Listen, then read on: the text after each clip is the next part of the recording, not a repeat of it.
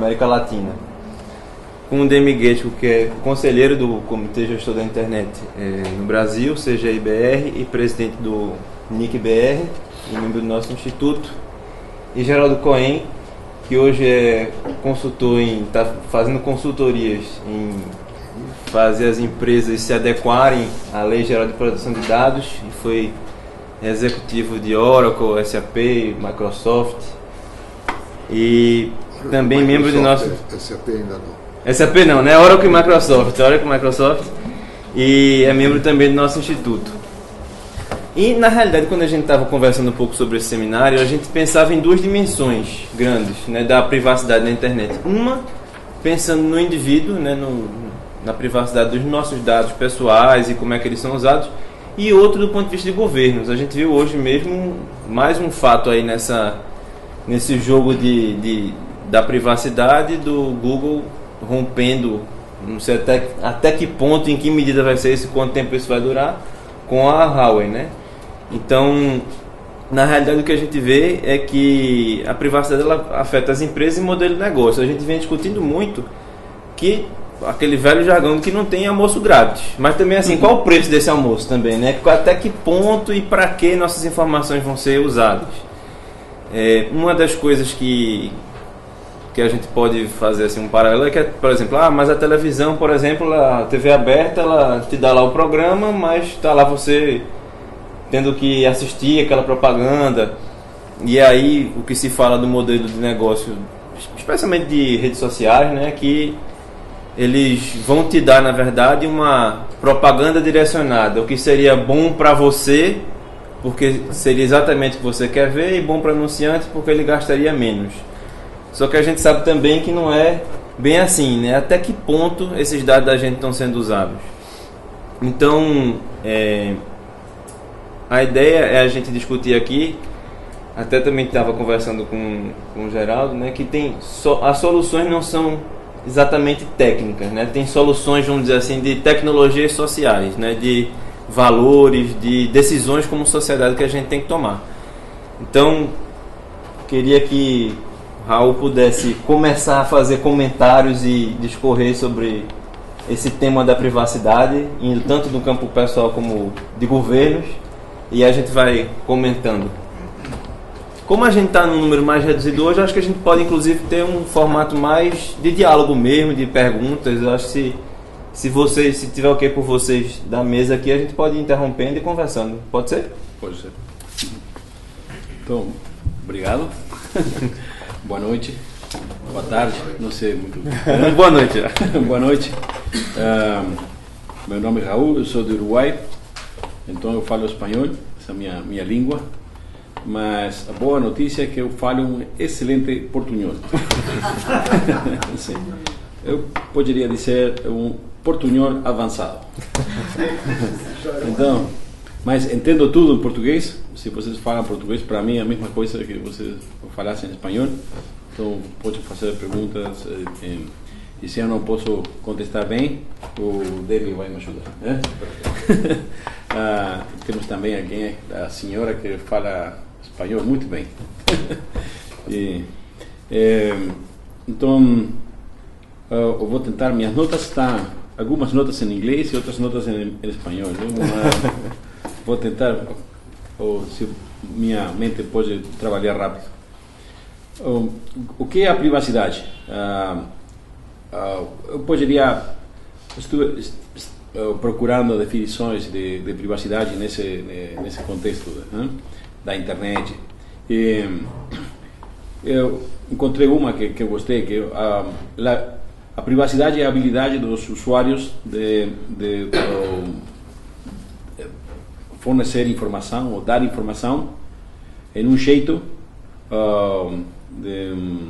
concordado, com a expectativa de saber como a informação vai ser usada e como vai ser compartilhada. Né? Então, basicamente o que estamos falando é eu quero saber, como usuário, eu quero saber quando eu estou dando informação para alguém, qual é a informação que eu estou dando e como essa informação vai ser usada depois. Vai ser compartilhada, vai ser usada para algum objetivo. Eu tenho que saber isso. Então, com essa definição na mente, nós podemos ver 4 tipos de problema diferentes aqui. A privacidade em relação à proteção dos nossos dados, e principalmente em relação com as plataformas de internet e as aplicações. Esse é o primeiro. Segundo problema é a invasão da minha privacidade. O terceiro é privacidade. Eu agradeço a introdução. A privacidade em relação ao governo.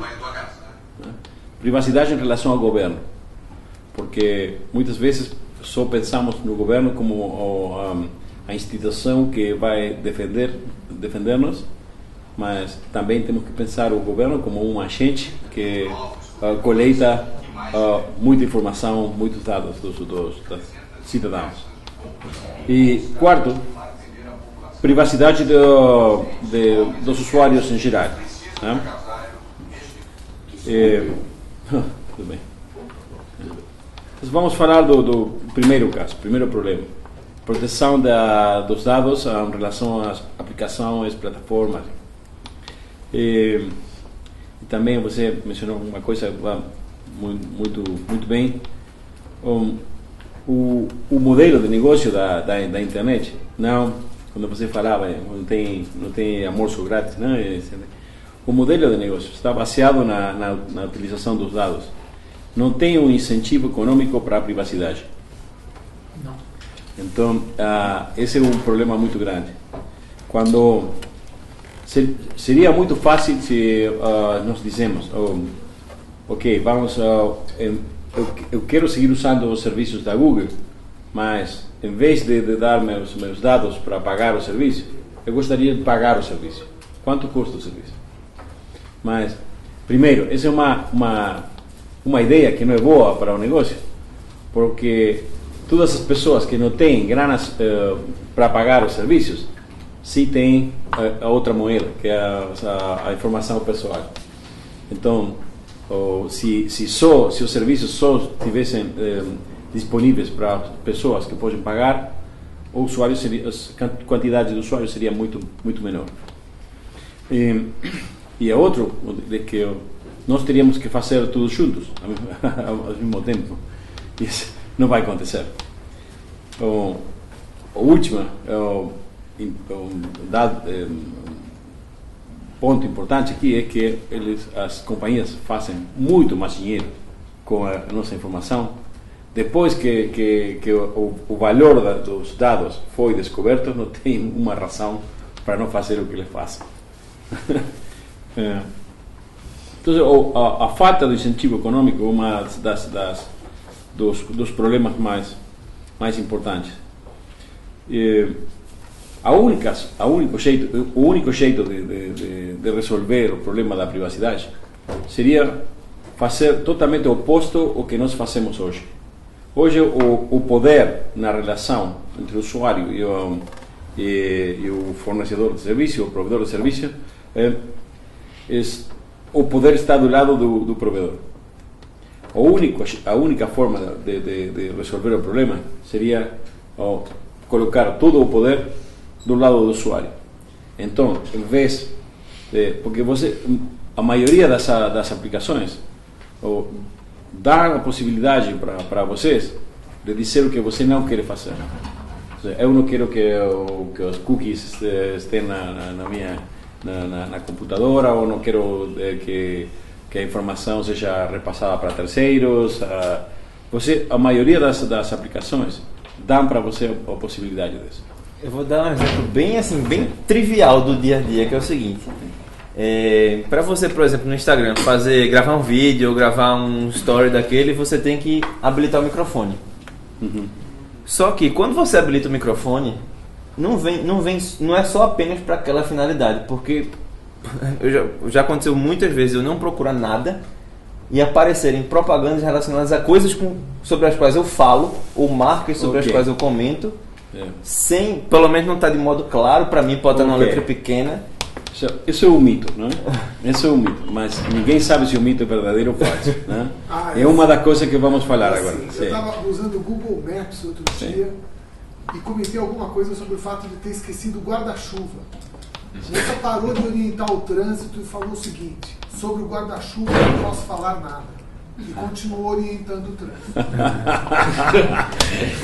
Ok. Bom, não sabe onde está o guarda-chuva. Mas, então, por exemplo, o que eu estava falando, se você suponha por um momento que em vez de você dizer o que você não quer que aconteça, você tivesse que dizer o que você quer. Então, esses são os dados que eu vou permitir o Google ou a Siri, a Apple de acessar. Esse é o jeito que eu vou permitir de usar os dados. Se você tivesse que aprovar no jeito contrário, o problema da privacidade estaria resolvido. Mas, ou seja, só apenas o que eu quero que seja feito, né? Exatamente. Okay? Mas isso não vai acontecer por razões que eu comentava antes. Os incentivos econômicos estão totalmente em contra do respeito da privacidade. Sim. Quer dizer? Posso falar uma coisa? Sim. Não, vamos fazer um contraponto aí. Esse é um contraponto muito importante. Eu acho o seguinte: na época dos meios tradicionais, você tinha TV aberta, rádio aberto e tudo mais, porque evidentemente alguém está pagando aquilo do ponto de vista de propaganda. Quer dizer, alguém vai comprar uma margarina, vai comprar sabão em pó, e isso sustenta a novela, sustenta o noticiário, etc. Quando você tem isso transplantado para a internet, você muda de um canhão genérico que atira para todos os ouvintes e um deles vai querer comprar o sabão em pó, por um esquema que você pode atirar em ouvintes muito mais bem focados. Então você sabe quem é o sujeito que está precisando do guarda-chuva e acerta o sujeito do guarda-chuva, você não precisa acertar todo mundo. Então, isso aqui evidentemente é um aperfeiçoamento que a tecnologia permite, porque o loop agora é um loop fechado, não é um loop aberto, você não está atirando a esmo. Eu acho, em primeiro lugar, que eu concordo com o que o Raul diz, mas eu acho o seguinte: não é verdade que todos no processo são vítimas em potencial, porque, por exemplo, alguns jamais comprarão o sabão em pó ou o guarda-chuva. Por exemplo, pegamos o Google. O Google eu uso bastante, eu não sei se já comprei uma coisa ou não, certamente sabem coisas a meu respeito, mas também um menino do primário também usa para fazer o trabalho escolar, etc. Então, a gente dizer que ficaria melhor o Google se você cobrasse pelo uso, seria uma coisa que dizer que seria melhor a TV se você cobrasse a TV por assinatura. E você tiraria do moleque a chance de fazer uma busca gratuita que acontece normalmente o tempo todo. Então, eu acho que o ponto de inflexão aqui é evitar que aquilo que é modelo de negócio, e que nós sabemos, ninguém é ingênuo de achar que não tem esse modelo de negócio, ele passe a ser abusado. Então, o ponto é o seguinte: a gente aceita o jogo, porque eventualmente eu posso comprar um anúncio ou outro que põe para mim, que se eu não pudesse comprar ninguém pagaria, e se ninguém pagasse não teria um serviço que é grátis para todo mundo. Então, socialmente me parece razoável que eu aceite esse jogo, desde que esse jogo esteja claro. E aí eu concordo com o Raul, o jogo tem que ser claro. Quer dizer, se eles estão me ouvindo o que eu estou falando, tem que dizer, eu tenho que aceitar ou não que eles escutem o que eu estou falando. Se eles estão querendo repassar meus dados para uma farmácia, porque eu sou diabético, isso me parece inadequado. Quer dizer, eu acho que a grande jogada da lei de proteção de dados é tentar estabelecer onde o abuso começa, quer dizer, onde você saiu do modelo de negócio que é socialmente aceitável, porque eu posso vender um automóvel para alguém, é capaz que uma criança do colégio consiga fazer uma busca de um trabalho escolar, ela não vai comprar nenhum automóvel. Mas quando isso passar a ser um abuso e o cara souber que meu carro está velho, precisa trocar uma embreagem, etc. e tal, então esse limite cinzento que eu acho que devia ser a preocupação básica nossa e não o modelo em si, porque o modelo se baseia em propaganda e esse é um dado do problema. Exatamente. Basicamente você falou toda a minha segunda parte, né? Uma pergunta aí. Claro, evidente, acho que... Entendi bem, se você não estava gostando do dele. Porque eu fui o contraponto. Há um avanço. Sim. Quer dizer, o call center da Colômbia University lançou esse ano, no começo do ano, um trabalho que eles consideram uma reportagem, uma condensação de tudo que foi levantado na perspectiva, por exemplo, da indústria jornalística em relação de como as informações andam na internet. O relatório é o Guia das Tecnologias Publicitárias, é um trabalho precioso, e que mostra isso, quer dizer, o que houve no início do processo em 95. A indústria jornalística, um grande exemplo é a Newsweek, soltou uma matéria, internet, ponto de relação, pá, né? E não fez nada. A indústria da informação, né? Eles menosprezaram as possibilidades, consideravam que seria um absurdo tudo que está se dizendo naquela época. Enquanto isso, Google, Facebook, todas as ferramentas que vieram depois, falaram, bom, como é que nós vamos fazer dinheiro com isso? Fazendo venda. Né? E daí começaram a desenvolver sistemas. O que faz esse relatório? Fala que hoje a economia da internet se move em função das tecnologias publicitárias. Sim. Quer dizer, eu acho que você discutir as questões tópicas nesse contexto nunca vai chegar a nada. Deixou-se aberto, quer dizer, a indústria jornalística que tinha tudo para desenvolver sistemas e processos para se criar redes e ondas em função de questões temáticas que são importantes para a comunidade, ficou quieta, achando e não fez nada.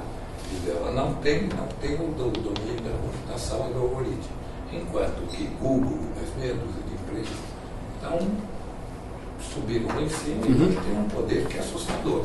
Eu acho que você, evidentemente, tem que, o modelo de negócio é esse, tem a criança, tem eu, claro, que vou lá e faço minhas perguntas e acho fantástico, promove maravilhas. Mas tem esse outro claro, que se reflete no relatório que a Comissão Europeia soltou também no ano passado, a Information Disorder, que é a base do início do processo de regulamentação na Europa, onde ele mostra isso que nós vivemos. O pessoal fala em fake news, é uma bobagem falar em fake news.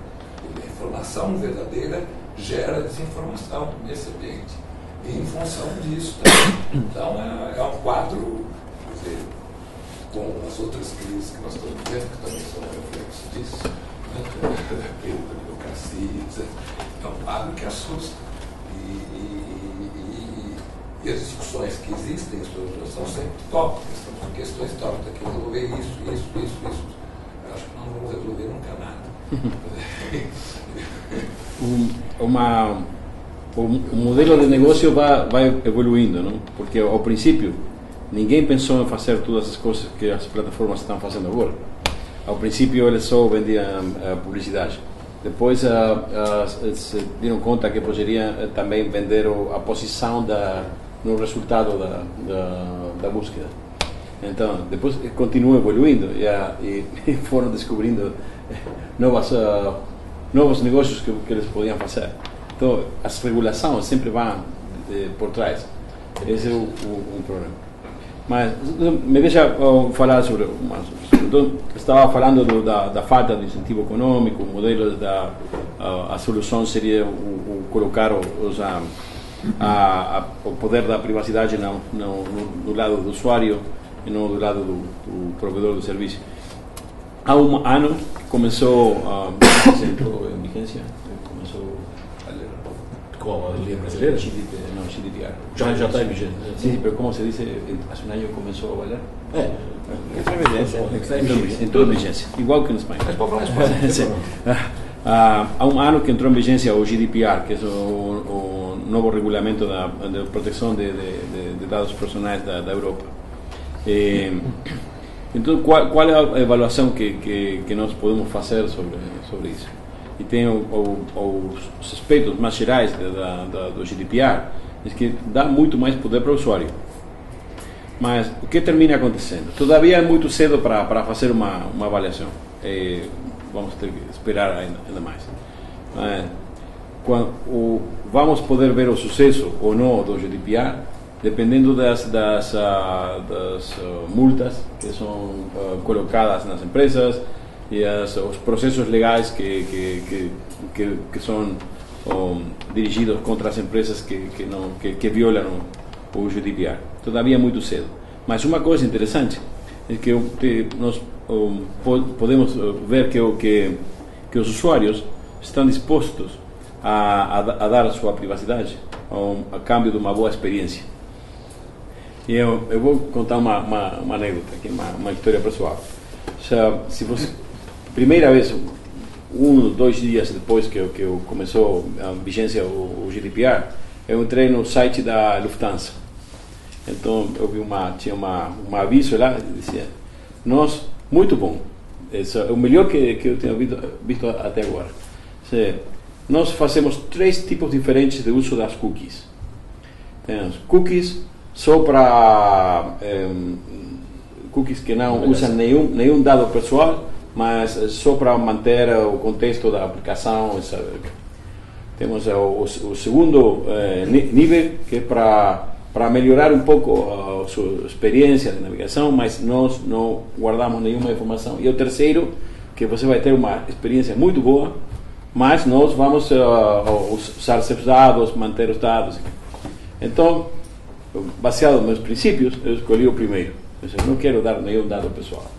Então, eu fiquei muito bravo, porque o serviço foi muito ruim. Porque eu tinha que entrar toda a informação, todas as vezes. Tudo de novo. Sim, tudo de novo. Eu já disse que estou saindo desse aeroporto, que não, mas então realmente o que está acontecendo com o GDPR é que agora todos os sites perguntam ou dizem para você. Antes eles não diziam nada e a única coisa que haciam era vender a informação, passar para outros e agora todos os sites dizem para você: ok, nós usamos cookies, nós vamos guardar toda a informação pessoal de você, vamos saber de você mais que você, vamos passar a informação para nossos parceiros, eles vão usar a informação para vender outras coisas para você. E agora, você entendeu? Se aceita, você pode continuar. Se não aceita, você não pode continuar. Então, o que acontece? As pessoas aceitam, porque as pessoas querem continuar. Né?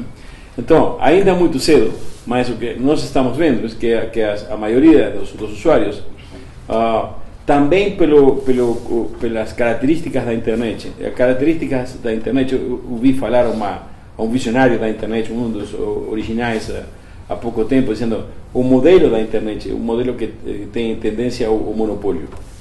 Porque se eu uso o WhatsApp, estou falando com o modem em WhatsApp, e você quer fazer parte da conversação, nós falamos: sim, você é bem-vindo, você pode ser parte do nosso grupo, mas tem que ter WhatsApp.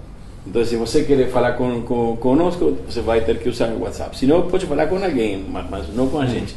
Né? Então, mas quando nós temos um grupo de 3 e ele quer também ser parte do grupo, sim, você é bem-vindo, mas tem que ser usuário do WhatsApp. Então, se você, em um momento, você tem que dizer: não, eu não aceito essas condições, ok, muito bem, você é livre, não aceita as condições, vá procurar outra aplicação, porque essa aqui não pode usar, então você não pode ser parte do nosso grupo. É as consequências de você ser estrito, fazer respeitar sua privacidade, são muito grandes. Se você quer dizer, uma coisa importante para que os usuários façam valer seus direitos, nós temos que treinar muito mais os usuários, trabalhar muito mais com os usuários, para que os usuários entendam quais são os problemas da... Tem algumas experiências, você falou de fake news, na Noruega eles estão fazendo um programa muito bom, mas estão fazendo um investimento muito grande, porque eles estão sofrendo diretamente as campanhas de fake news que vêm da Rússia. Então, eles estão investindo muito dinheiro em capacitando, treinando os cidadãos, para que eles possam tomar decisões sobre as notícias e informações que eles recebem. Tem escolas já que começam a fazer isso, né? Usar notícias reais e fake news e promover entre os alunos para que eles busquem qual é a informação correta e comecem a interpretar melhor. Vou tentar ir mais rápido, mas uma coisa nesse primeiro capítulo que eu falava da proteção dos dados pessoais e o relacionamento com as plataformas, as aplicações têm que ser responsáveis o Demi falou disso, têm que ser responsáveis pela informação que eles têm. Se precisa de muito mais transparência. tem um exemplo, tem uma palestra da TED de uma jornalista inglesa, Carol Wallard, não sei muito bem como pronunciar isso, mas que ela fala disso, ela queria investigar as informações que toda a caracterização dos indivíduos que o Cambridge Analytica tinha feito baseado na informação do Facebook e não tinha o tracks? Ok. Não havia pistas para fazer a pesquisa, não, porque o Facebook não tinha nenhuma pista para fornecer para fazer as pesquisas. Então tem que ter muita mais transparência. As plataformas têm que ser transparentes em qual é a informação que eles passam, para quem, para quê, como. Então não é só porque não é só as informações que eles têm e os negócios que eles fazem. Se eles dão informação para mais alguém, você teria que saber isso. Isso tem que estar publicado em algum lugar. E agora as plataformas têm melhorado muito em transparência, mas ninguém sabe aonde a informação está. Eles estão tentando antecipar os problemas de regulação da Europa, dos Estados Unidos. Então eles estão sendo muito mais transparentes, mas você precisa de saber como acessar essa informação sobre a transparência. Tem, por exemplo, falando do fake news, agora tem informação de quem paga o quê. Você pode acessar a informação de quem pagou para promover uma informação que foi falsa. Então, porque antes eles não forneciam essa informação. Agora eles têm isso, não? Mas ninguém sabe. E esse é o único jeito de acabar com os mitos, não? Para saber exatamente, para saber o que eles fazem com as aplicações, com os dados. Qual é os usuários, nós precisamos saber se é verdade ou não que quando você fala perto do microfone, então o Google, o Facebook, a publicidade vai vir. Pode ser, mas é um mito. Ninguém tem comprovado isso, porque a aplicação que você falou tem sentido, mas às vezes as aplicações estão chegando às mesmas conclusões, não porque eles estão ouvindo, mas porque eles sabem o que você está pensando. Eles têm toda a informação. Usa tanta informação. Sim. Então, uma pessoa falou uma vez, o que o Google tem de você não é a informação, não é sua informação personal. Eles conhecem seus desejos. Isso é importante. Às vezes pode ser que você esteja vendo uma publicidade, não porque eles estão ouvindo o que você falou, mas porque eles sabem que você precisa disso. Então, a única forma de acabar com os mitos é com mais transparência. Um problema que tem que a tecnologia vá mais rápido que as regulações. Tem alguns casos, eu não sei se vocês conhecem o que é Deepface. Deepface é uma tecnologia que foi desenvolvida pela Facebook, eu acho que há 4 anos. Um reconhecimento facial. É uma tecnologia que é melhor, tem mais hit rate, mais accurate, more accurate que as tecnologias que estão sendo utilizadas pela CIA, FBI e outras agências. Mas como eles fizeram isso? Os usuários que eles Nós fizemos. Nós fizemos. Eles usaram todas as fotos que nós colocamos no Facebook e as validações que nós fazemos. Marcamos as pessoas, exatamente, não? Porque a tecnologia deles pensava que a foto de Demi era de Demi, mas eu estou validando isso porque eu coloquei a etiqueta dizendo, esse é Demi. Isso que nós queríamos saber. E você sabe que eu vi uma coisa que eu não sei se é mito também ou se mais circulou pelas redes um negócio chamado 10-Year Challenge. Não sei se vocês viram isso, que era para colocar fotos de 10 anos atrás e você se marcar. Parece que foi uma empresa, o que eu ouvi foi que era uma empresa interessada justamente em fazer esse tipo de projeção de mais velho, mais novo, e lançou uma hashtag, estimulou as pessoas e as pessoas entram nisso, né? Sim. tem uma aplicação, sim, isso. Mas deepfake, qual é a controvérsia com o deepfake? Tem toda uma discussão se eles tinham direito de usar essas fotos, essas imagens para desenvolver a tecnologia, né? E eu sei que isso é uma coisa que a gente estava discutindo agora no táxi.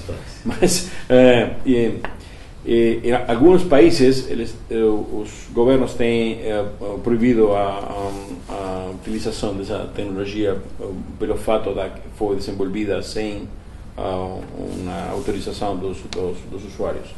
E aqui tem um exemplo muito interessante no Brasil, penso que vocês conhecem isso, o caso de uma das companhias do metrô, que eles faziam um reconhecimento facial, tinham câmeras nas portas dos trens. Então, o que eles queriam fazer era interpretar as emoções das pessoas quando eles olhavam para a publicidade. Foi na linha amarela. Linha amarela, sim, exatamente. E a justiça mandou eles parar e a multa que colocou foi R$50.000 por dia se eles não... Esta linha seria pública-privada, não é estatal, né? Mas é muito interessante, porque vocês... O que acontecia se você não sabia o que eles faziam com as imagens?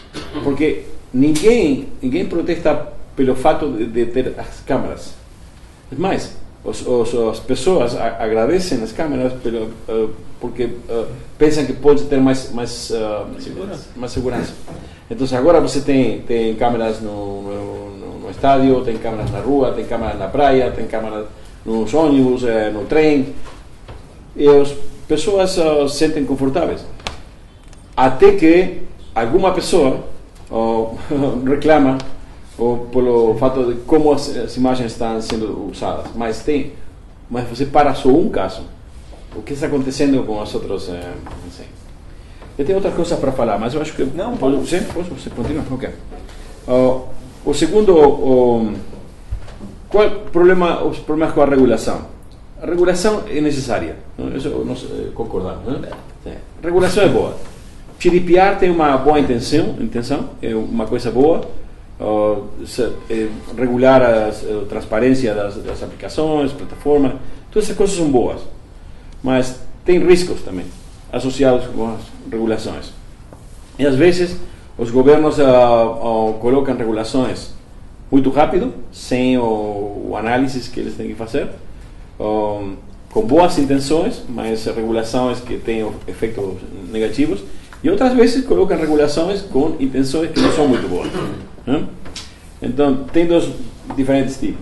E um dos riscos é que as regulações podem ser utilizadas para motivos que não são os motivos que eles falam. Um motivo explícito, né? Outro motivo. Sim, tem, por exemplo, algumas regulações na România estão baseadas no problema da privacidade, mas o que eles estão procurando fazer com as regulações é controlar os conteúdos, controlar as pessoas da oposição política, né? Jornalistas. Então, se você se lembra das revelações de Snowden, então uma das primeiras conclusões foi nós temos que ter foi uma discussão aqui em Brasil, os conteúdos relacionados com os cidadãos brasileiros teriam que estar em Brasil. Mas como você sabe se um conteúdo tem uma relação com o cidadão brasileiro ou não? Você precisa olhar no conteúdo, né? Mas então eu sei qual é o conteúdo que você está consumindo ou publicando. Isso pode ser usado para muitas coisas, né? Então, os efeitos das regulações podem ser ou com malas intenções ou com boas intenções, pode ser utilizado para coisas que não era o objetivo principal. E também tem outras consequências. Por exemplo, a legitimação. Se você, falando do fake news de novo, se você fala para as plataformas, você tem que controlar quais são os conteúdos legais, conteúdos ilegais, quais são as informações verdadeiras, informações falsas. Você está dando o poder para essas de ser os legítimos policiais do conteúdo da internet. Eu não quero que o Facebook decida se o conteúdo quais são os conteúdos que eu posso ver, quais são os conteúdos que não posso. Eu não quero isso. A gente até fez um seminário, né? Uma das perguntas que apareceu foi essa. E a resposta que a gente teve foi que ela não quer ocupar esse lugar, né? Que o Facebook não quer ocupar esse lugar. É interessante. Eles não querem. Eles não querem. Agora eles é o que ela alega, né? Eu acho que eles têm o medo deles é que aconteça a mesma coisa que aconteceu com os templários no século XIV, não? Tinha muito poder. Então chegou a hora que eles tinham mais poder que os governos, que o Papa, então foram destruídos. Eu acho que eles estão querendo cumprir com regulações para não estar na situação de ser de mais poder que os governos. Eu acho que eles estão confortáveis se eles têm mais poder que os governos, mas não querem ser vistos como tão poderosos. E o último comentário sobre as regulações é que algumas regulações são muito caras. Então, regulações que só podem ser cumpridas pelas grandes companhias têm o efeito contrário de prejudicar os pequenos. Né? Por exemplo, localização do conteúdo. Se você fala, ok, todo o conteúdo dos brasileiros tem que estar em Brasil, e você, de algum jeito, você resolve como fazer isso. Ok, mas eu sou uma pequena empresa, estou começando, quero competir com o Rappi, Uber Eats, mas não posso, porque eu não tenho recursos para cumprir com essa regulação. Então, as regulações têm que ser regulações que possam ser cumpridas por todo mundo, não somente por as empresas que têm mais recursos, porque então é discriminativa. Né? Eu vou... essa invasão da privacidade tem muito rápido, tem um problema muito grande com a internet das coisas, né? Que é a coisa até do Alexia, né? Que também é outra polêmica. Se vocês para Natal, se tem uma organização Consumer International que fazem umas reportes todos os anos, estão trabalhando também juntos com a organização que eu trabalhava antes, Internet Society. Eles fazem reportes. Se você olha os brinquedos mais populares em cada Natal, a maioria deles tem problemas muito grandes de privacidade, porque agora todos os brinquedos são brinquedos que se conectam na internet. Então, se você está expondo, você há riscos muito grandes de pessoas que acessam sua informação, privacidade.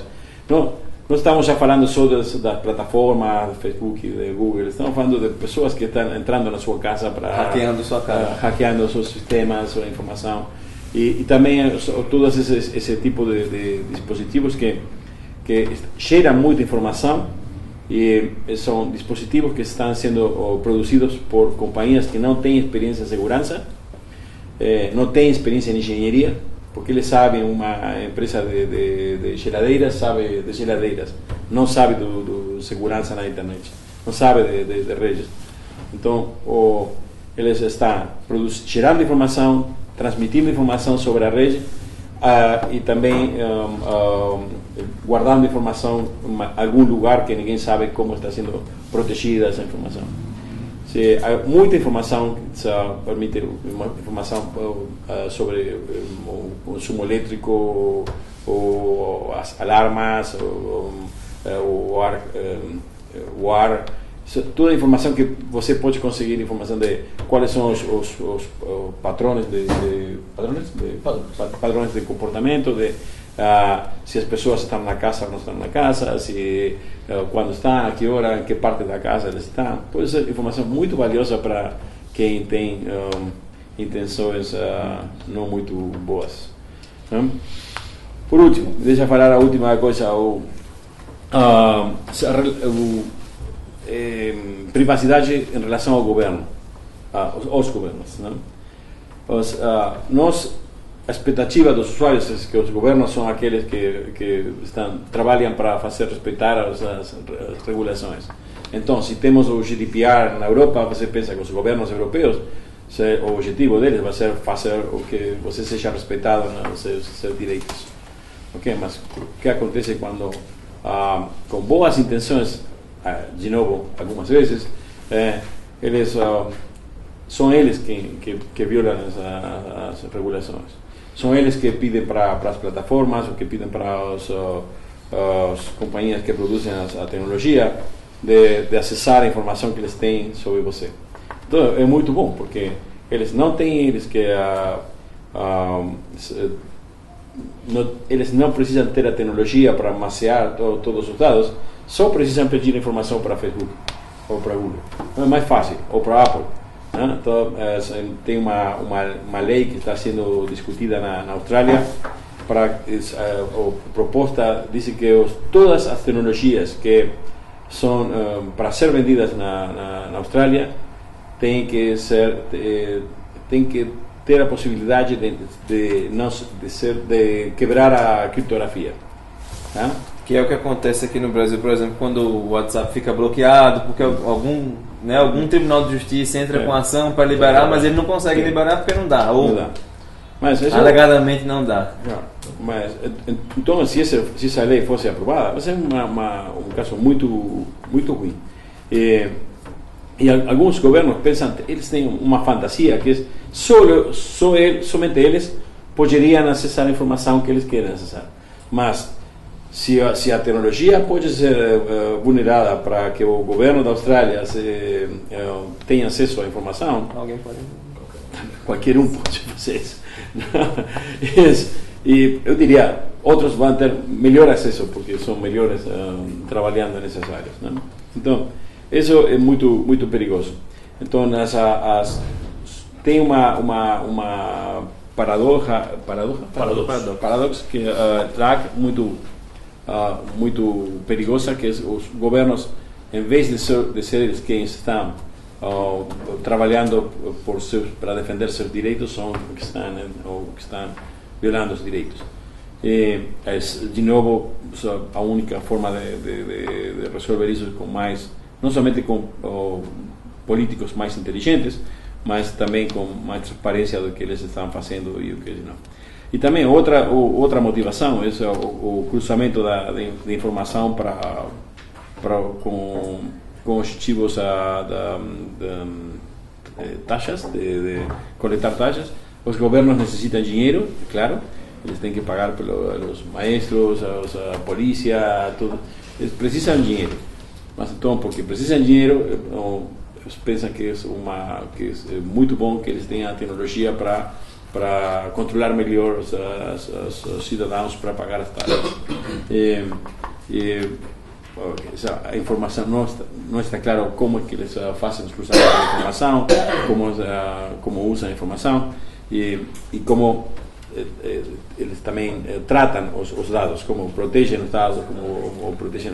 Uma coisa que você falou aí que me chama a atenção é essa do governo estar entrando, vamos dizer assim, para usar a informação para além do que deve, que é justamente essa questão quando o governo da China, por exemplo, decreta uma lei, né, que as empresas precisam cooperar com ações de inteligência do governo chinês. É baseado nisso que a gente está vendo agora esse impasse que eu mencionei no começo, né, entre Google e Huawei. Vocês querem comentar um pouquinho sobre isso? Sim, meu último ponto. Que nós estávamos falando mais cedo com o Demi sobre isso. Muito interessante que quando o governo dos Estados Unidos,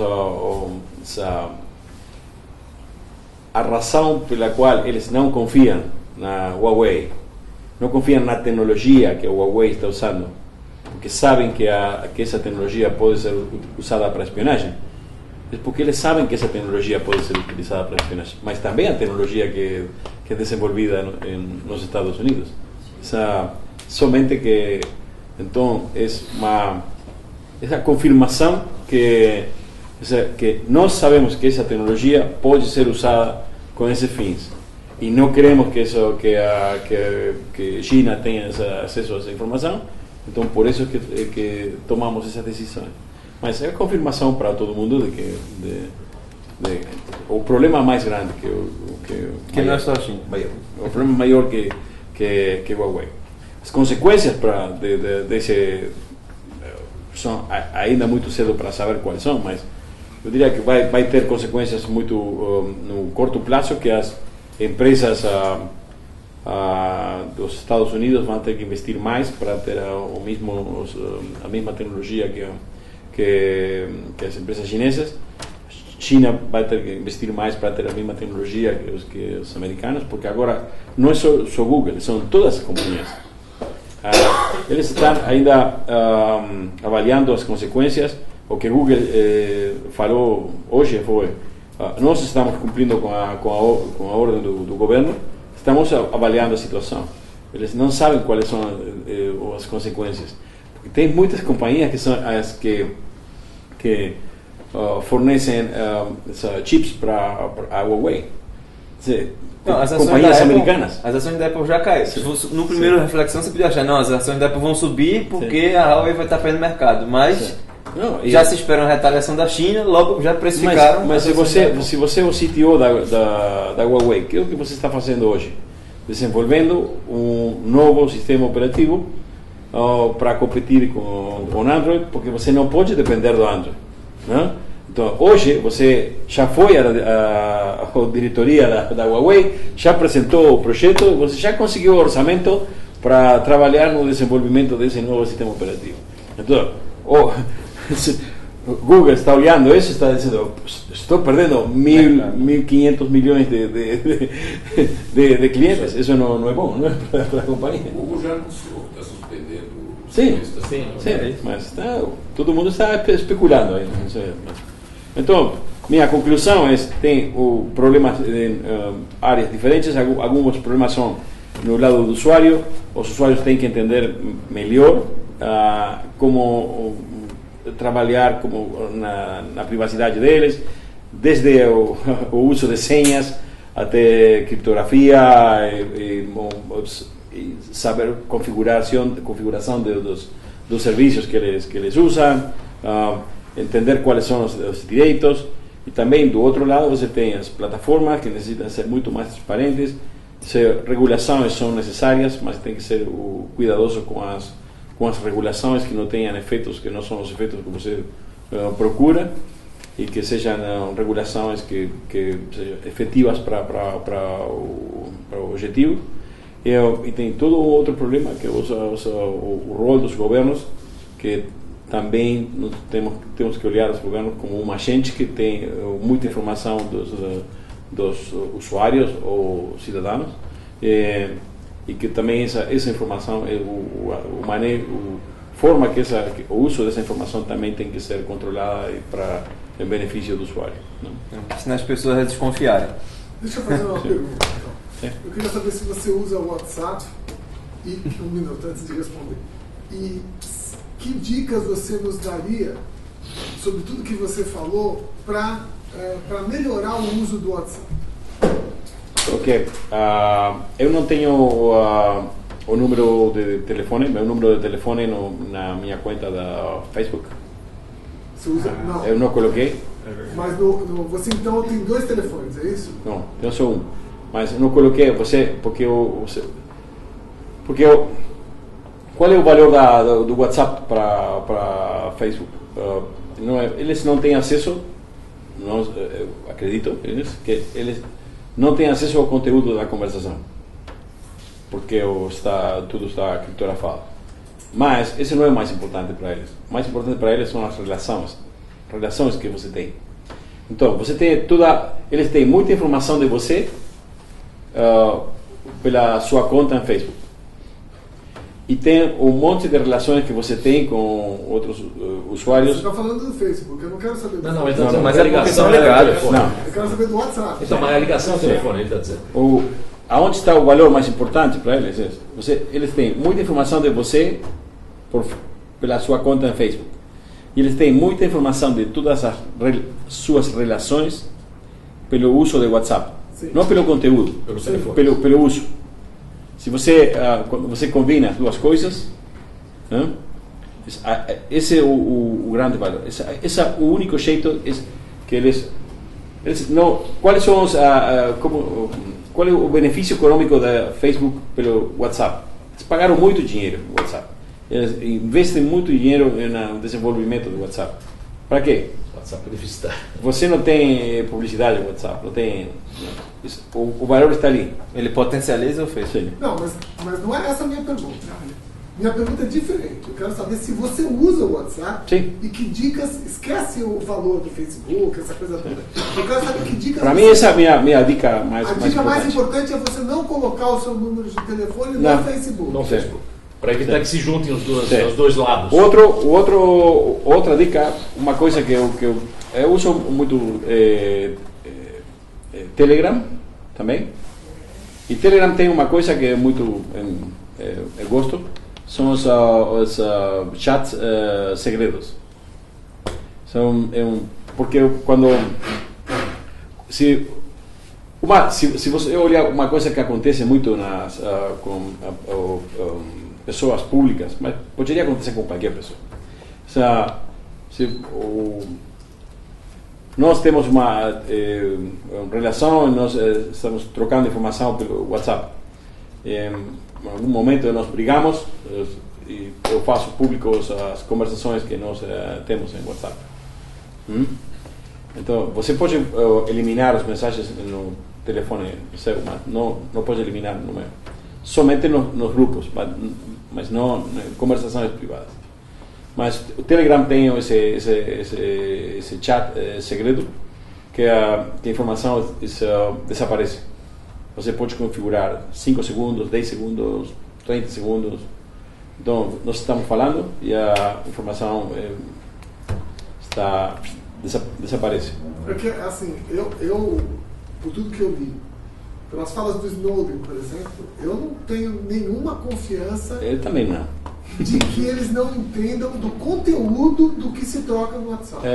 Do conteúdo. Por mais que eles jurem que está criptografado, essa coisa toda, eu não tenho. Isso é o que eu falei antes. Esse é um mito. Pode ser verdade, mas pode não ser verdade. Então, mas não existe como garantir. Então eu não tenho nenhuma confiança. E mais, toda vez que você usa isso com a sua identidade, sendo seu número de telefone, sim, não interessa se você colocou seu número de telefone aqui ou ali ou lá.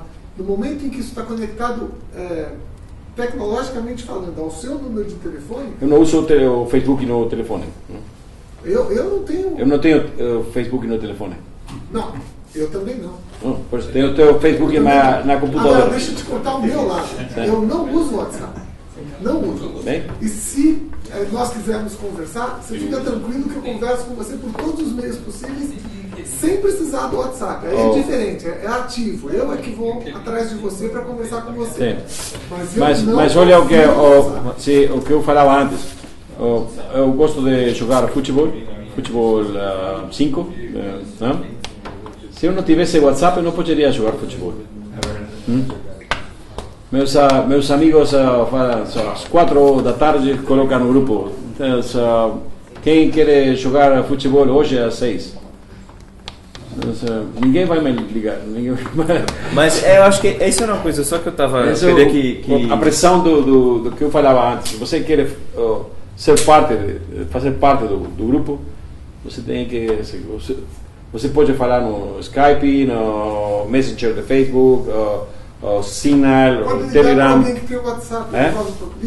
Ligar para alguém que tem o WhatsApp e resolve você entrar no WhatsApp. Ok, você vai ficar fora a geração de minha filha. Eles não ligam pelo telefone. Eles sempre estão protestando porque não tem mais dados disponíveis no hotel.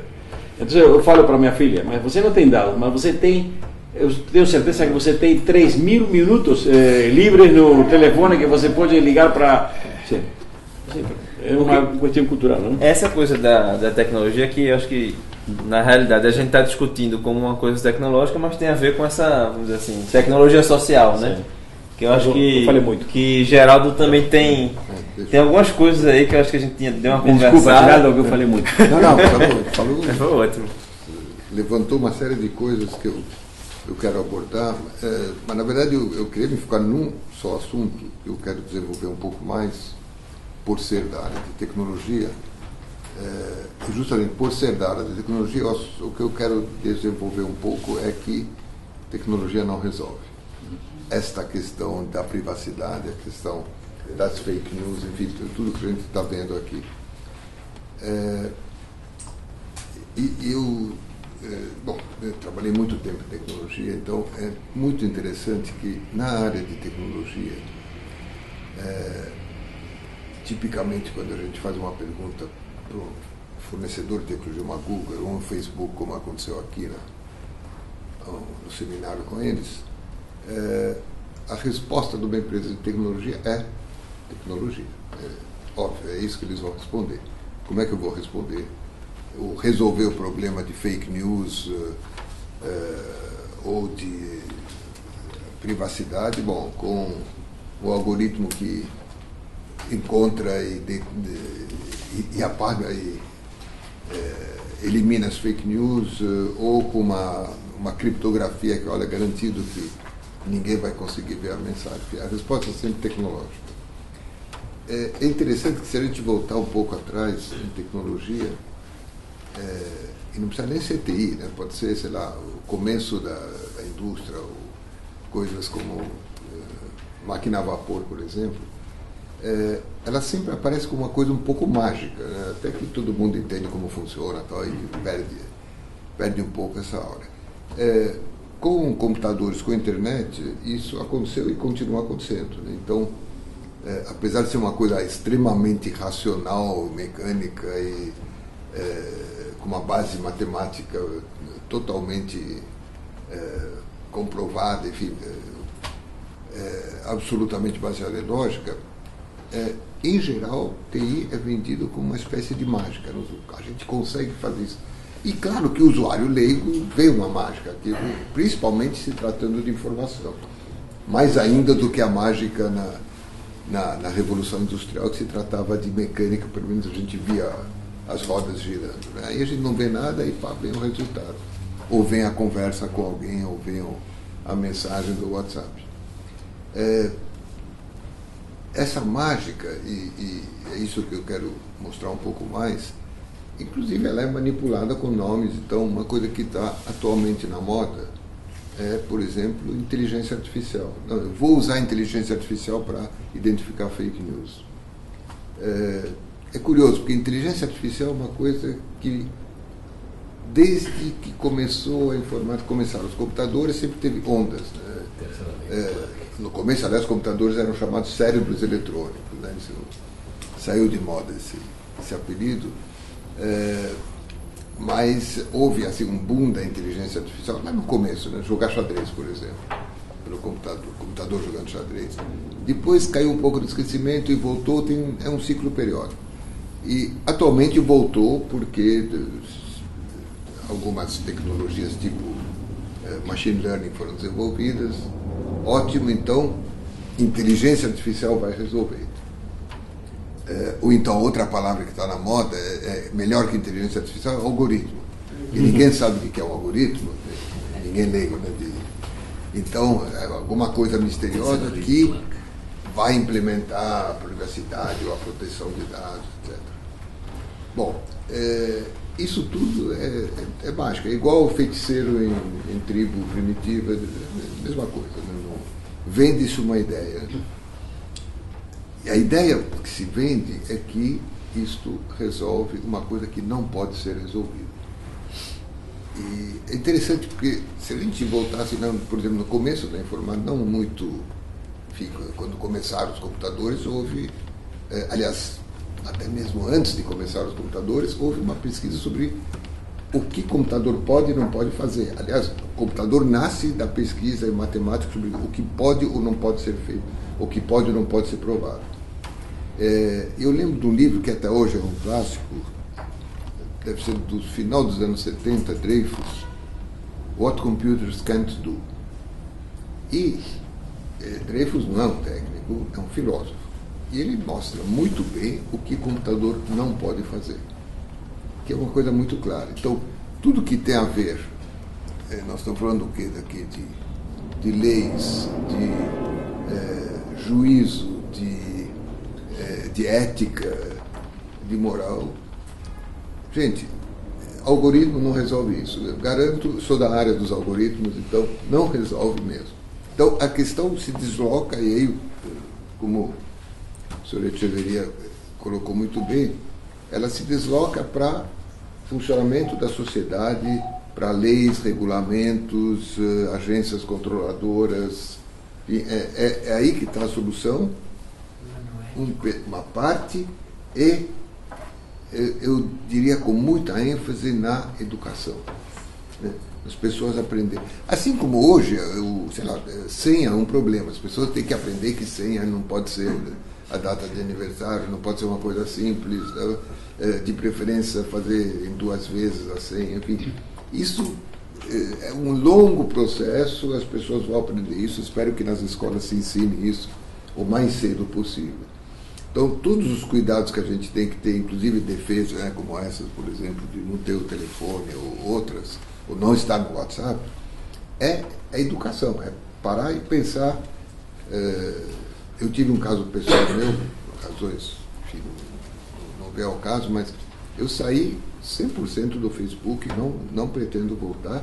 Eu tive um motivo não técnico, absolutamente, motivo pessoal. Isso aí. Então, eu vejo a coisa assim, todos os problemas colocados, primeiro, deveriam ser resolvidos pela sociedade civil, se ela funcionar direitinho, bonitinho e tal. Até baixa uma lei, aplica a lei funciona e é aplicada. Isso é o ideal, sabemos que esse ideal não funciona muito. Falar nesse ideal, uma coisa que eu quero comentar, o que foi comentado aqui sobre governos, né? E lei de proteção de dados. Então, o ideal, sim, é ter uma lei de proteção de dados. Tem uma na Europa, nós temos uma aqui muito próxima da lei da Europa, e mais ou menos, até porque tudo isso está globalizado, esse fator importante, mais ou menos todos os países estão chegando numa lei parecida, porque não tem como ter uma lei muito diferente. Você vai ter problema quando você acessar dados, ou quando alguém de fora vai acessar os seus dados, ou quando os seus dados estiverem fora. Mas tem, especificamente nessa questão do governo, tem um problema que já foi de certa forma dito, mas eu gostaria de ir um pouco mais, enfatizar um pouco mais.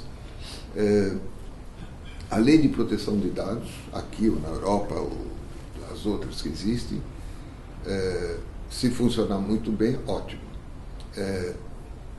Será que o governo está sujeito à lei de proteção de dados? Por exemplo, imposto de renda.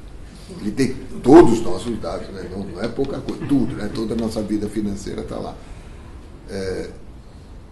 Em geral, assim, a teoria é que o governo não vai pegar minha declaração e mostrar para outros. Bom, será?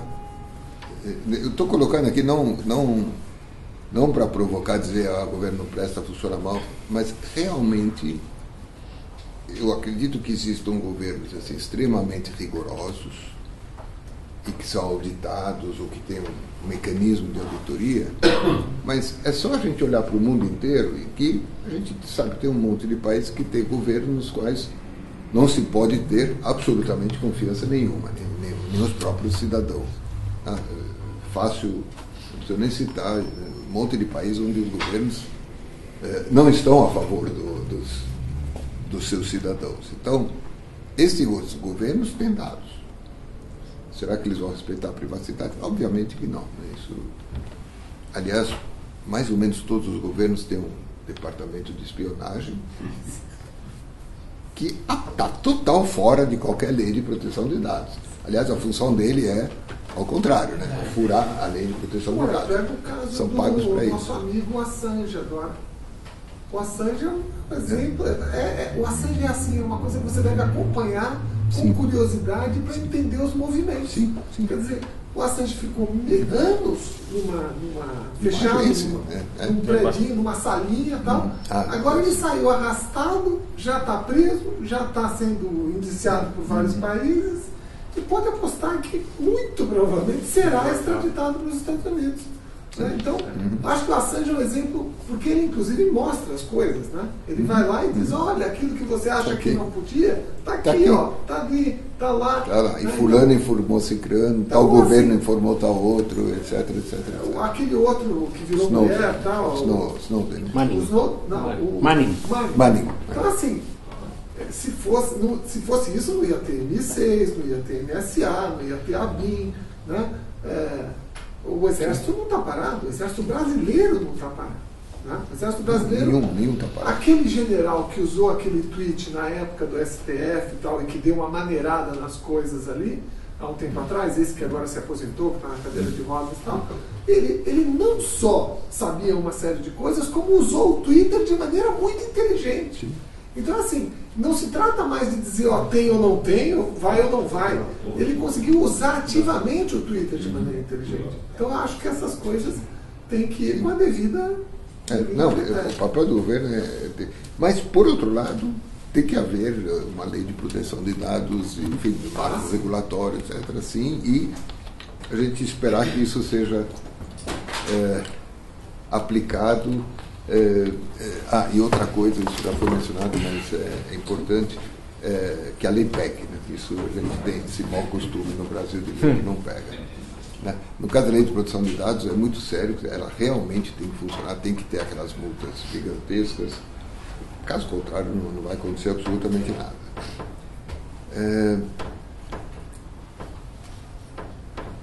E mais do que a lei, bom, de novo, né? A educação, claro. E tem outra coisa, aí é um quase wishful thinking meu, né? Mas eu tenho a impressão que também a gente pode contar um pouco com o próprio funcionamento da sociedade, o equilíbrio entre, por exemplo, entre concorrentes. Me ocorre um exemplo, talvez não seja um muito bom exemplo, mas existe o Google com tudo que foi dito aqui sobre o uso da publicidade. E, não sei até que ponto vocês conhecem, mas existem concorrentes do Google que fazem buscas tão boas quanto, mas que não usam publicidade, ou pelo menos não a publicidade a partir dos dados e das informações dos clientes. Só a publicidade paga, aquela que aparece, olha, isto é publicidade e não tem nada a ver com aquilo se eu falei de guarda-chuva ou coisa desse tipo. Existe o DuckDuckGo, por exemplo, que funciona tão bem quanto. Bom, ele não é tão popular DuckDuckGo. O nome é esse. Mecanismo de pesquisa. Funciona. Funciona. Então, eu tenho uma certa esperança que a sociedade vá. Percebi que o Google está usando meus dados, eu pulo para esse outro. Não acontece muito, mas veja, a possibilidade disso acontecer já é fundamental. Eu acho que a gente tem que lembrar da possibilidade dos canais privados. Deixa eu colocar isso. O que os russos perceberam? Os russos chateiam o mundo inteiro, pelo jeito. Eu até sei porque sou da coisa de antes do comunismo, né? Tenho isso no sangue. Então os russos chateiam o mundo inteiro. São inteligentes, fazem isso direitinho e tal. Eles perceberam que se eles não conseguirem fechar a internet na Rússia, eles não vão ter o tipo de controle que eles querem. Então o que eles inventaram lá? Eles vão fechar, vão isolar, e se eles precisarem, eles cortam os laços com a internet global. Isso é uma espécie, não é um canal, é uma região privada. Então a Rússia está lançando uma solução que é completamente diferente. Assim, se eles acharem que eles estão em perigo, eles cortam ali e viram Coreia do Norte. Acho. Vai. Eu acho que não é tão fácil para a Rússia. Porque uma coisa, eles querem ter um papel mais importante de que eles têm realmente. A vida da Rússia depende de ser um dos países mais importantes, mas eles não são mais. Então é um mercado muito pequeno. Se eles se fecham para o resto do mundo, eles não podem sobreviver. Eles não são China. Eles não estão dizendo que eles vão fechar sempre. Não, mas eles precisam. Que eles tecnologicamente serão capazes de interromper. Eles são capazes de interromper muita coisa, mas eu acho que Não interessa para eles. Não é o que eles querem. Eles querem ter controle, mas tem uma... desculpa, mano. Vocês se lembram de um líder africano muito cruel, um ditador, Idi Amin Dada? Sim. O cara tinha uma frase horrorosa, mas é muito boa. Eu posso garantir liberdade de expressão, não posso garantir liberdade depois da expressão. Isso é o que os russos fazem, né? Não? Eu acho que eles, em vez de cortar a internet, o que eles fazem é o que? Se você está fazendo o que você faz, o que você tem que ser responsável por isso. Desculpa. Eu acho que tem uma pergunta ali. Sim. Soy de la área pública, trabajo en una oficina de turismo y España es muy interesante el trabajo de la parte de turismo para intentar frenar el turismo de masa, usando muchas veces Big Data, algoritmo. Porque otros países, que yo hice un giro mes pasado, estuvo en un foro mundial de turismo gastronómico en San Sebastián, en País Vasco. Muy bueno. Llegando a España, todo maravilloso, ahí llega a Italia un verdadero caos. Llego acá en Brasil, maravilloso también, porque percibo que el aeropuerto de Galeão está vendo todo como é a dinâmica, usando Big Data para melhorar o sistema de las colas, etc. E é muito engraçado que muitas vezes se inventa uma coisa, já se pensa para o mal. E uma pergunta que vai assim: criar um livro há 600 anos que cabe assim e agora cabe assim. Será que quando vamos tentar pegar Maquiavel, o príncipe de Maquiavel, só hay vícios? Será que nós não conseguiremos ver as virtudes para aplicar o bem? Porque muitas vezes as coisas que se inventam para o bem só não pensam para o mal. Vou aproveitar o gancho aí nisso aí. A internet evidentemente não é um organismo, mas a internet é constituída de comunidades e ela de alguma forma se defende, e isso gera consequências às vezes inesperadas. Então, por exemplo, falou-se em criptografia. Criptografia, 20 anos atrás, era interessante, mas ninguém estava muito preocupado com isso. Depois do caso Snowden, depois do que você sabe que os e-mails são monitorados, etc. e tal, há um grande impulso para a criptografia. Claro, quando você cria criptografia, acontece o que aconteceu na Austrália. O pessoal está preocupado que o pessoal do mal vai usar criptografia e o governo vai querer saber o que se passa de um lado para o outro. Então, uma coisa que veio para o bem, que é para impedir a nossa violação da nossa privacidade, pode ser usada pelo pessoal que quer de fato trabalhar na escuridão e fazer coisas inadequadas. Tinha um software em inglês chamado Form, que inclusive a Oi implementou na época, e a gente reclamou bastante, eles acabaram uma multa aqui, sob o pretexto de dar uma melhor acessibilidade de anúncios, né? Via que páginas você usava para navegar, que sítios você visitava para te dar propaganda em relação àquilo. Você vai em sítio de esporte, vai ganhar uma propaganda de tênis e tudo mais.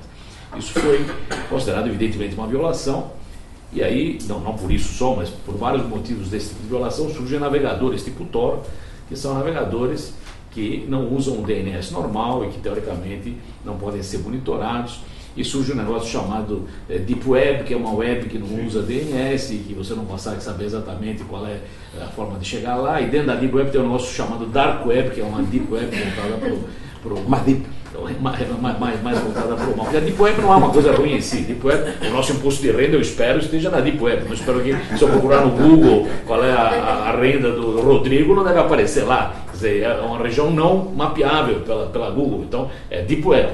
Agora, daí tem a Dark Web, que pode vender órgãos ou vender coisas misteriosas. Quer dizer, isso é gerado porque, na ânsia de se defender de coisas que de fato devíamos nos defender, você cria ferramentas que são usadas para outra finalidade. Então, essa foi isso. Quer dizer, estávamos discutindo o WhatsApp. O WhatsApp, o que é? O WhatsApp é simplesmente telefonia com o adicional que você consegue montar grupos. Você consegue montar grupos quando você põe um alto-falante gigantesco no que era uma conversa entre dois indivíduos. Quer dizer, agora é dois indivíduos e o resto do mundo, porque você gruda um grupo no outro, que gruda um grupo no outro. Quer dizer, esse efeito de amplificação em si, ele pode não ser ruim em si, mas ele pode ser usado de uma forma muito ruim. Então, esse é um ponto que é importante. Não adianta jogar fora a criança junto com a água do banho. A pessoa que reclama, eu sou um mau usuário, não uso o Facebook e tudo mais, mas é um fato que a vida é muito mais confortável. Ninguém vai fazer um DDD hoje, ou DDI internacional usando telefonia, vai pagar uma fábula e vai ser uma porcaria. É muito mais fácil usar o WhatsApp ou usar coisas desse tipo. Então, precisamos saber onde o uso e o conforto podem ser abusados, e a lei, teoricamente, ajuda nisso. Eu também sou achando que o caminho é bem pela lei, só precisamos lembrar que a internet é um treco meio sem fronteiras, então algumas ferramentas que podem abusar de você podem não estar sob o guarda-chuva da lei nacional, e aí a coisa é muito mais complicada e vai depender de todos os países de alguma forma terem o mesmo tipo de abordagem do problema, o que também não é trivial, mas em suma, isso é só para complicar. Olha, eu queria fazer uma observação, é o seguinte, eu tenho uma preocupação com efeitos disso tudo, sabe? Porque eu acho que existe um direcionamento desse discurso. Esse discurso é restrito a determinada, ele é necessário, mas ele está muito além de ser suficiente. Entende? Porque eu acho que muda comportamentos de grupo, comportamentos de grupos sociais, né? E comportamentos da própria sociedade, em se focar em determinados assuntos e eliminar outras questões importantíssimas, né? Que são deixadas o esquecido deixado em segundo plano. Então acho que é esse desequilíbrio que existe no discurso provocado por essas novas tecnologias são as minhas preocupações. Isso que eu não consigo. Quer dizer, a técnica ela não é um fim em si própria, né? Eu acho que ela tem que ser um meio para ser agregado ao uso da sociedade e tal, essa utilização das mais variadas formas. Mas ela responde dentro de determinados limites. Eu estou preocupado com o que se vai além desses limites. Então, dentro por exemplo, dentro das instituições, dentro da política, dentro da sociedade, que comportam de maneiras estreitas em relação, provocado por essa tecnologia. E um empobrecimento. Claro, exato. Poderia completar? Eu concordo totalmente que é uma questão de educação cultural, né? Então não vai ser tecnologia que vai resolver. Mas vem uma carga muito grande para os criadores, os designers, os engenheiros que produzem, que eles não são bandidos, nem são hackers, nem crackers, etc. Então, hoje a responsabilidade de um designer que cria tecnologia, um engenheiro, etc., é também uma responsabilidade social, e isso tem um vínculo muito grande também com o governamental. Então, eu acredito que uma lei que eu construa hoje nacional vai resolver qualquer problema, porque a própria estrutura da internet é sem fronteira e é transnacional, é global. E isso está cada dia mais, né? Se tornando uma questão. Então, eu acredito que uma construção de uma cidadania digital, de pensando hoje ao global, eu acho que é mais eficiente. Lógico que isso vai em todas as camadas da sociedade, desde o estudante, desde o presidente da República, desde a minha empregada doméstica. É uma questão de consciência. Então, eu acho que os meios de comunicação, o comunicador, os homens que trabalham comunicação e mercado, os criadores, têm muita responsabilidade daqui para frente nessa construção. Não o engenheiro técnico em tecnologia, ou que está construindo métodos técnicos de sistemas. São duas áreas completamente diferentes. Um atua realmente na técnica e outro na questão social, tecnologia social. Então, a questão realmente do debate, que eu acho que eu tenho escutado nesses eventos, é uma questão de cunho global que se vai para o nacional e para o local, para o regional e para o local. Né? É uma questão cultural. Então, é uma questão para se pensar, uma grande, um pensamento filosófico global, como é a questão. Temos um grupo, né, na USP, Atos, que está com os maiores pensadores do mundo, junto também WTC, boa sorte, pensando uma cidadania digital. Não existe uma cidadania só, né, no mundo real. Tem que ter uma cidadania que gere essa questão virtual. Agora, só uma parte rapidamente. Por exemplo, eu estou no Facebook desde o começo, porque eu estudei comunicação, eu já sabia que ia chegar a tudo isso. Eu tenho uma página, inclusive, chamada Bem, Brasil em Movimento, eu já sabia que ia acontecer um pouco isso.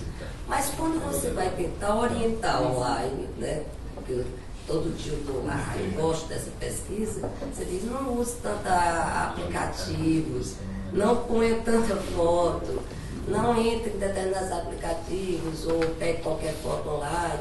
As pessoas acham terrível, se irritam e eles cooperam com todo esse sistema subversivo. Então, outra coisa, você disser amanhã que o Facebook vai acabar, e eu digo, não, se você olha, eles não acabam, mas se você me der todos os seus dados, você está dentro, a pessoa diz, eu vou dar, eu não tenho nada que... Porque isso é a coisa da conscientização que você está falando, né? Do valor que as pessoas dão à privacidade, aos dados. Vai voltar ao nosso nível social. Agora, só antes de Geraldo comentar, eu queria falar uma frase. Ele levantou um ponto aí. Eu acho que já tinha comentado no seminário. Tem um artigo do Kissinger, que saiu no The Atlantic, em junho do ano passado, que fala sobre inteligência artificial. O título do artigo é O Fim do Iluminismo. E eu li aquilo lá, achei interessante, mas tem uma frase perto do final que eu recortei e usei em 2 ou 3 apresentações que eu acho que é muito interessante. Ele falou o seguinte: na época do iluminismo, né, havia um objetivo, uma filosofia, e a tecnologia era o meio de você disseminar aquilo. Hoje a coisa inverteu. Hoje nós temos uma tecnologia que tem poder em si próprio e busca alguma filosofia de baixo que a suporte. Acho que é mais ou menos isso. Está pobre, né? E esses movimentos de enriquecer são muito lentos. Espero que funcione, mas algumas gerações. Deixa eu só, tem mais 2 pontos que eu quero acrescentar, mas também nessa linha um pouco ainda falando de governo, que existe uma coisa da qual se fala, talvez não tanto quanto, que até que ponto os grandões que acabam virando monopólios têm que ser ou regulados ou eliminados, quebrados, e o governo assumir o papel. Um exemplo bom disso é identidade digital. Tem toda uma discussão que, afinal de contas, nosso RG é fornecido pelo governo. Então, poderia ser uma coisa, eu pessoalmente acho que deveria ser uma coisa privativa do governo, quando o governo funciona bem, de preferência. Né? Tem esse contraponto. Oferecer Wi-Fi é uma coisa que muitos governos já fazem, né? Até aqui em São Paulo existe o Wi-Fi gratuito. E ainda nessa minha esperança que a sociedade civil funcione, eu tenho visto, assim, a gente falou aqui de privacidade, mas existe movimento, pelo menos eu vi isso um pouco mais na Europa, propondo mais direitos, direitos no sentido constitucional, né? Por exemplo, além do direito à privacidade, o direito à dignidade. Então, é uma coisa que está vindo e eu espero que ganhe uma certa força. Né? Força no sentido de virar uma coisa constitucional, lei, aplicada com penalidades a quem fere esse direito. Então, existe, a sociedade civil funciona, não tanto quanto eu gostaria, mas parece que está reagindo. Perguntas finais, comentários finais que vocês querem fazer? Eu acho que o direito à dignidade emerge em consequência da educação. Mais ou menos, voltamos à educação. A educação, sim. Eu acho que, um contraponto, a sociabilidade virtual e a sociabilidade real são coisas diversas. Eu acho que esse abandono da sociabilidade real é um empobrecimento em que a perda é grande. Muito. Não é? Essa é uma questão. Sim. E, inclusive aparecem até pesquisas, né, que mostram que quanto mais você está inserido em redes sociais, que se desligar faz bem, porque os índices de felicidade diminuem, porque as frustrações aumentam, né, porque também é uma realidade que é maquiada, que é diferente, né? Sim, mas Sabe que eu vi há muito pouco tempo uma empresa que tem 2.000 empregados. E eles pensavam que tinham um problema grande porque tinham 1.200 dos empregados são millennials. Então eles estavam muito preocupados pelo que a empresa poderia ter uma debilidade no relacionamento com os clientes. Então fizeram um estudo que não é público, mas fizeram um estudo muito bom sobre as características dos millennials. E a conclusão do estudo, que foi feito por profissionais muito bons, estudo muito sério, a conclusão são que os millennials são muito melhores para conectar com gente que as pessoas mais velhas. Então, parece uma contradição, mas por isso que eu não assumiria que os jovens, porque usam mais tecnologia, têm menos habilidades de construir relacionamentos reais, não virtuais, né? Foi muito interessante. A empresa é uma empresa multinacional e eles não quiseram fazer o estudo público porque não queriam ter uma controvérsia nisso. Mas eu vi o estudo muito bom, muito interessante. A empresa ficou feliz. E os clientes viram que os clientes da empresa tinham uma opinião consistente com as conclusões do estudo. Tem um comentário final, Geraldo? Tem um exemplo de educação. Fazer propaganda. Sim. Alguma coisa. Meu medo é o seguinte, eu acho que esse é um pêndulo complicado aí. O NIC aí, onde eu trabalho, o CGI, 10 anos fez seminários de proteção de dados, né, levantando a bandeira de que é necessário proteger dados nossos que estão sempre disponíveis por aí, não só na internet. A lei de proteção de dados não se refere só à internet.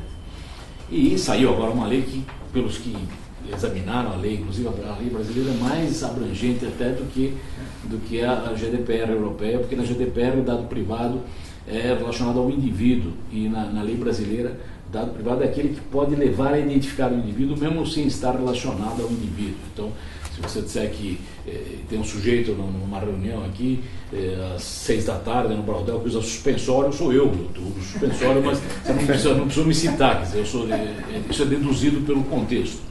Então a lei brasileira tem isso. E eu acho que algumas coisas, pelo menos como engenheiro, eu acho complicadas de serem definidas. Eu acho que existe uma divisão de águas importante entre o que é meu e o que é meu e é privado. Então, por exemplo, essa história que o Raul falou muito bem na do Facebook. Certamente meu rosto não é privado, todo mundo está me vendo aqui. Quer dizer, isso é meu. Mas o fato de ser meu não quer dizer que ele é de alguma forma reservado. Claro que você não pode abusar, não pode usá-lo. Mas outras coisas são minhas e são privadas. E eu acho que nós temos que tomar cuidado, por isso que até o subtítulo da reunião era Vale Tudo ou Vale Nada. Nós estávamos numa situação de vale tudo. Evidentemente nós não queremos jogar uma situação de vale nada, porque também é importante você ter algum tipo de informação. Quer dizer, o governo certamente tem que ter informação sobre os cidadãos, mas isso não quer dizer que você tem que comprar um imposto de renda na Santa Efigênia. Acho que isso aí passa do ponto. Talvez você acumula dado em algum lugar, esse dado vai vazar. Isso me parece que é uma maldição que envolve o acúmulo de dados. Então eu acho que o ponto aqui do seminário e dessa discussão toda é a gente descobrir qual é o ponto do eu vou dar um exemplo. Em várias reuniões de governança da internet tal, você tem usuários que aparecem na reunião e falam: não quero que no crachá tenha a minha fotografia. Então, por que diabos eu não? Porque a fotografia é minha fotografia, não quero que tenha meu nome no crachá. Bom, tudo bem, mas começa a ficar esquisito. Você estou vendo você, mas no seu crachá não pode ter a fotografia. Claro, não, se tiver a fotografia no crachá, ela pode depois ser passada para alguém. Bom, em suma, existe uma porção de dados aí no meio do ponto, mas existe um ponto de equilíbrio em que você garante funcionamento das instituições, garante a segurança de indivíduos e garante a privacidade, que é fundamental. Então, depois de 10 anos de briga, temos a lei.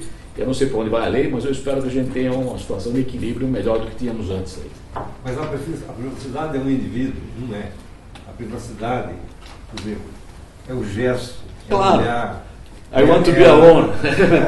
como a pessoa se posta. Claro, evidente, né? é isso. É tudo esse universo. Sem dúvida, né? sem dúvida. Bom, por isso que eu acho bobo o cara dizer, vamos dizer, não põe a minha fotografia no crachá. Isso não revela nada. Psicanaliticamente falando, essa é a expressão, vamos dizer, consciente, né? É isso. Você tem a coisa inconsciente, aquilo Claro. que passa, se for considerado paradigma freudiano. Certo. Professor Deming, posso fazer uma pergunta? É o seguinte, o senhor está falando de foto, né? Eu não mantenho meu LinkedIn. Porém, toda hora eles me enchem o saco que eu não ponho minha foto. E eu respondo, vocês usam foto para quê? Se o cara for negro, o RH corta fora. Se ele for velho, corta fora. Vocês deveriam arranjar um outro jeito. Tem um monte de RH que faz seleção certa. Tem uma coisa no Snapchat agora que permite você virar mais jovem, que é bem legal, e tem uma alternativa que é virar uma menina bonita. Ainda pode escolher foto de alguém, não precisa ser a sua, escolhe uma foto genérica. Então você vai no Snapchat, com 2 toques, você põe lá uma coisa bonitona. Aí entra o direito à dignidade. Exato. Qual foi a pergunta? Não, ele está dizendo Não, sem dúvida. Só uma coisa, ela tem um comentário. O Geraldo falou da inteligência artificial. Só um último comentário aqui do Raul. Pode falar. O Geraldo falava da inteligência artificial. Um dos problemas com a inteligência artificial, com os algoritmos, são os biases, ou prejuízos, né? Preconceitos. Viés. Biases. Viés. Sim. Viés. Viés. Porque nós vamos confiar-nos na inteligência artificial para tomar muitas decisões, mas a inteligência artificial vai refletir a cultura, os princípios, os valores das pessoas que estiveram envolvidas no desenvolvimento dessas tecnologias.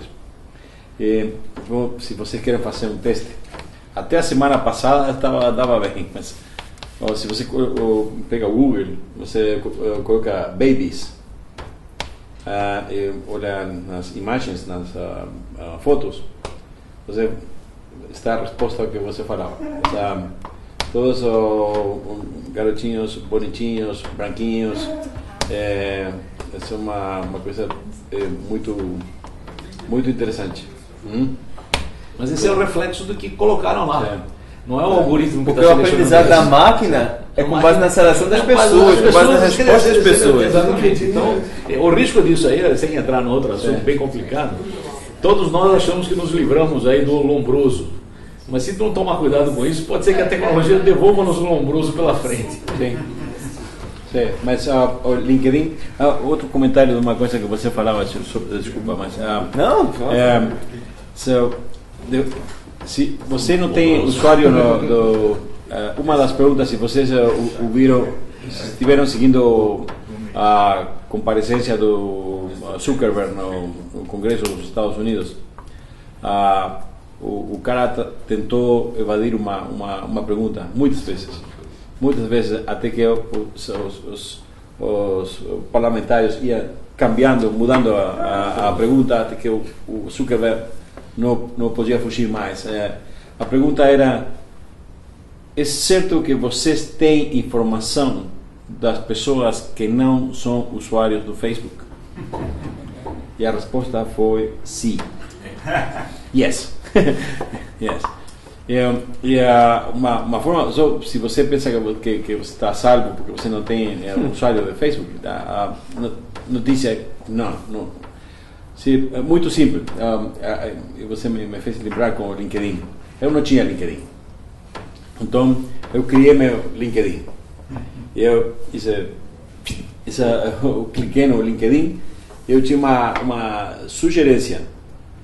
Antes de colocar uma informação, eu tinha sugerências de recomendações de 500 pessoas para conectar, que todas as pessoas faziam muito sentido.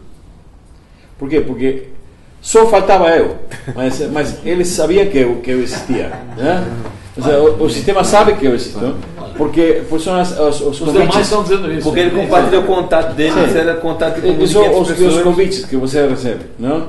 Então, os convites têm o mesmo valor que a relação. Então, quando você confirma, você, sim, eu existo, eu estou aqui.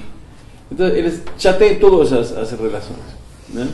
Então, é muito interessante. E essa resposta do Zuckerberg, o cara tentou fugir muitas vezes, até que o outro cara ia mudando a pergunta, até que foi muito simples. Né? E a outra pergunta que eu tive que contestar, ele não tem informação sobre... o Facebook não tem informação sobre o Zuckerberg. Eu vou te contar uma interessante. Eu uma vez coloquei uma foto do Zuckerberg para explicar um conceito no meu site que era sobre o Jarvis, que é aquela inteligência artificial do Homem de Ferro. E eu fiz esse comentário e tal, ele criou um Jarvis para a casa dele. Algumas horas depois, todas as minhas incorporações de Facebook no meu site, que não são poucas, porque às vezes eu parei de dar aulas usando o Facebook. Não dou mais aulas, agora só uso o Twitter, porque o Twitter não tem esse problema. Apagaram. Durante 2 ou 3 dias elas ficaram apagadas. Eu entrava e dizia, esse negócio não está mais disponível. Eu entrava na minha linha do tempo e estava lá. Mas as incorporações no site apagaram. Depois de um tempo, como eles entenderam que eu talvez não estivesse fazendo alguma coisa criminosa, ou não estivesse falando mal do Zuckerberg, coisa assim, eles então retornaram essa possibilidade e elas voltaram a aparecer como incorporadas no site. Então, eu queria reforçar um ponto. Sem canais privados, nós não vamos ter privacidade. Na hora que a gente começar a discutir canais privados, porque todo mundo, o pessoal de inteligência discute isso, nós vamos começar a discutir uma outra coisa, que é quando que o algoritmo está em governança? Quando que existe governança para algoritmos? E isso já é um tópico que está começando a ser discutido.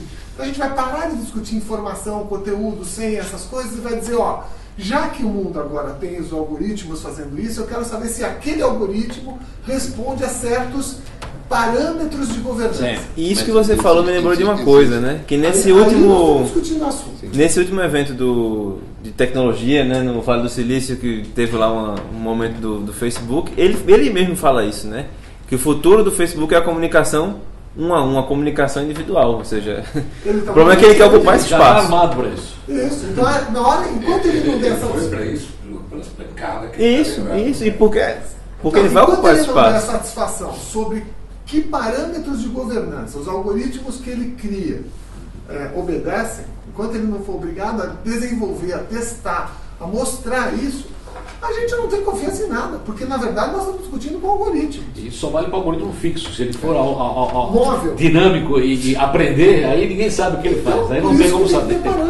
Tem que ter parâmetro. Do mesmo jeito que você faz isso para o governo, para a empresa, para essas coisas todas. Tem que focar no algoritmo. Existe na Europa alguns projetos de lei, existem projetos de lei nesse sentido, de um mecanismo que o algoritmo é certificado por alguém. Esse algoritmo faz aquilo e você declara. O watchdog da sociedade civil para isso? Não tem como. Não tem como, né? Pega o Minority Report.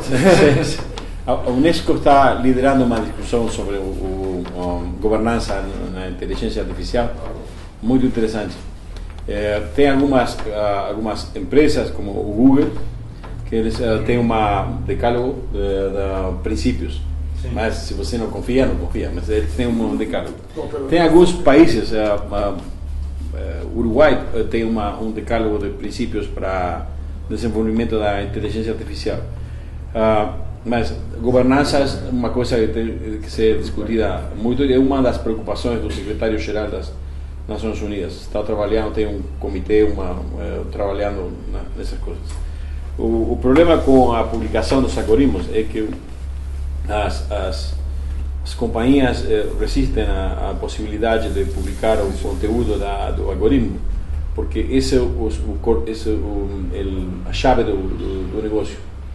Então, esse é o valor do meu negócio, está no algoritmo. Se eu publico o algoritmo, eu perdo o valor de inovação também.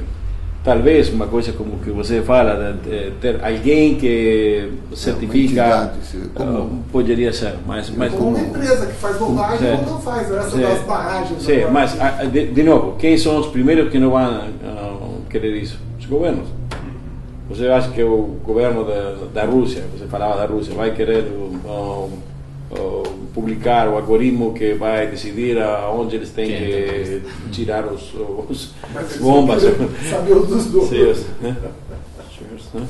Vamos lá.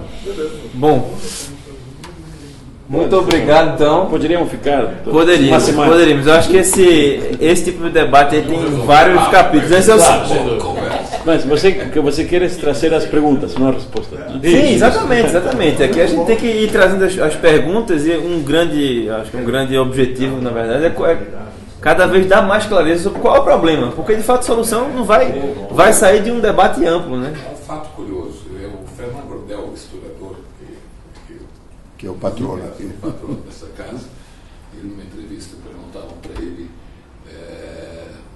o que era progresso, o que era para ele o progresso. Ele dizia, olha, se você considerar que o progresso é você manter o número de pessoas vivas por um número maior de tempo, ele foi contínuo. Se você considera que progresso são momentos onde a sociedade está satisfeita, a arte é criada, se criam coisas novas, ele é ciclotímico, teve fases. A grande fase dele foi o iluminismo. Nós podemos entrar numa fase de barbárie. Por isso é importante a gente fazer essas discussões. Bom, obrigado então. Obrigado, Lúcio. Boa noite. Na próxima terça-feira, o tema é outro. A gente vai ter um seminário no dia 28 sobre a crise do federalismo e da Previdência. Então, todos estão convidados. O convite circulou hoje. Deve ter dar mais uma circulada aí no fim dessa semana. Ok? Até mais.